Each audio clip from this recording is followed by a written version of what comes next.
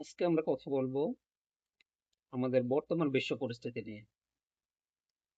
বর্তমান বিশ্বের মধ্যে যে আমাদের মধ্যপ্রাচ্য, মিডল ইস্ট যেটাকে আমরা বলি, আরব কান্ট্রি গুলা, সেগুলোকে নিয়ে।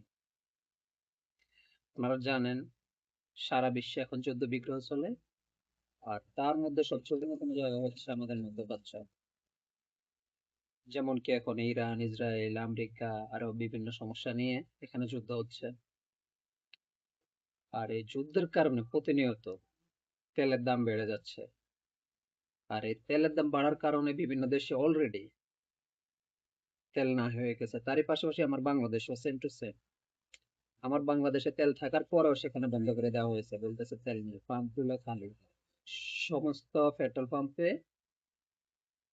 স্টিকার লাগিয়ে দেওয়া হয়েছে, এখানে তেল নেই। অথচ তেল আছে, তারা ওইগুলার স্টক করে রেখেছে দুর্নীতি করার জন্য। আপনি দেখেন প্রতিটা পেট্রোল পাম্পের মালিকের এগুলা তথ্য বিগ্রহ যা আছে সবগুলা দেখেন, ওরা হাজার হাজার লিটার স্টক করে রাখছে। আর মানে আমাদের যুদ্ধের কারণে যে পরিস্থিতি হওয়ার কথা, তার চেয়ে যুদ্ধ বিশ্বের যে কোনো প্রান্তে হোক না কেন, আমার বাংলাদেশে ব্যবসায়ীরা একটা যুদ্ধ শুরু করে দেন।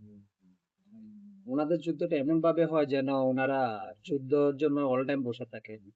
কোথায় যুদ্ধ লাগলো তারপরে দাম বাড়া দিব আস্তে করে। আমার দেশের যে কোনো জিনিসে সেম টু সেম আমার বাংলাদেশে একই ধরনের কাজ হচ্ছে প্রতিনিয়ত।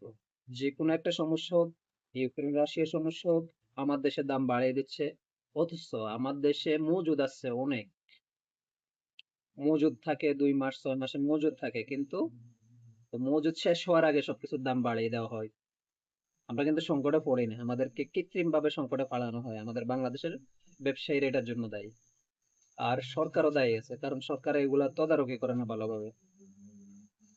আপনি দেখেন এই যে মিডিল ইস্ট গুলা, এগুলার কানুন খুব ডেঞ্জারাস।